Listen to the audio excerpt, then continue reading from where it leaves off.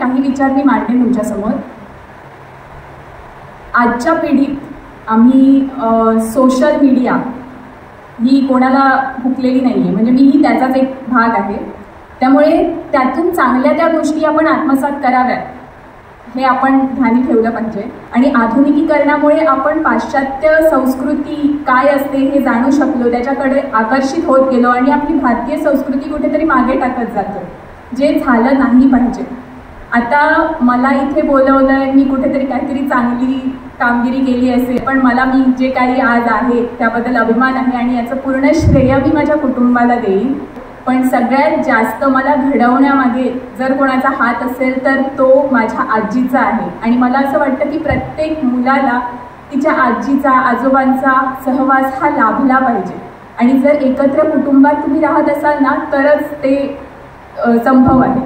तर माझी आजी, आता तुम्हाला सांगायला मला खूप आनंद होतोय, अभिमान वाटतोय की आजी माझी 100व्या वर्षाला पोचली आहे। आणि तिचं म्हणजे आत्ताचं वागणं इतकं म्हणजे क्यूट म्हणू शकतो आपण, कारण तिला आता जगाचं काही भान नसतं आणि ती हट्ट करते किंवा मी सांगितलेलं ऐकत नाही। पण ते हट्ट राबवताना मला आनंद होतो, कारण मला जेव्हा लहानाचं मोठं करताना तिने जे संस्कार दिलेत, माझ्यावर केलेत, मला शाळेत जाण्यापूर्वी 12 खडी अ आ ते ज्ञापर्यंत 1 ते 30 पर्यंतचे पाढे, ह्या सगळ्या गोष्टी ज्या तिने माझ्याकडून करून घेतल्या। परत आपल्या माणूस घडवताना जे संस्कार मुलात आजी आजोबा आई बाबा हे उतरवतात, जे तिने काम केलंय त्याला तोडच नाही आहे। आणि ह्या गोष्टींची मी आत्ता ह्या वेळेला तिला मदत करून, तिची सेवा करून मी काहीतरी परतफेड करू शकते, ह्याचा मला खूप आनंद होतोय।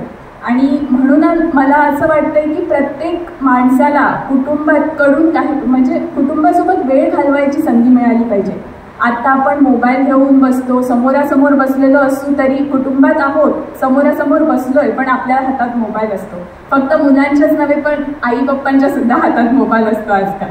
पण हे कुठेतरी मागे ठेवलं पाहिजे, आपण मोबाईल खाली ठेवून आपण संवाद सुरू केला पाहिजे, काहीतरी चांगल्या गोष्टींची विचारांची देवाणघेवाण झाली पाहिजे असं मला वाटतं।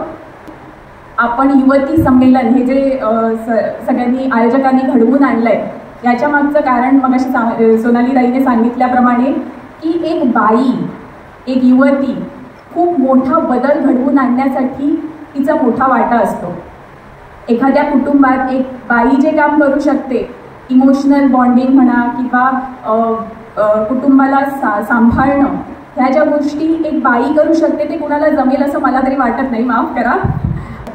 आणि म्हणूनच आपल्याला जी काही कामगिरी दिली आहे ती आपण आजपासून स्वतःमध्ये बदल आणूयात, कुटुंबासोबत दर्जेदार असा हसत खेळत वेळ घालवायची सवय करूयात आणि चांगला समाज घडवायचा प्रयत्न करूयात। कारण एक मूल आज आपण त्याच्यात संस्कार घालू, उद्या ती एक आदर्श नागरिक बनेल आणि या आदर्श नागरिकांचा समाज बनणार आहे। त्यामुळे हे आपल्याकडूनच सुरुवात करून आपण शक्य असं करू शकतो, घडवून आणू शकतो। धन्यवाद।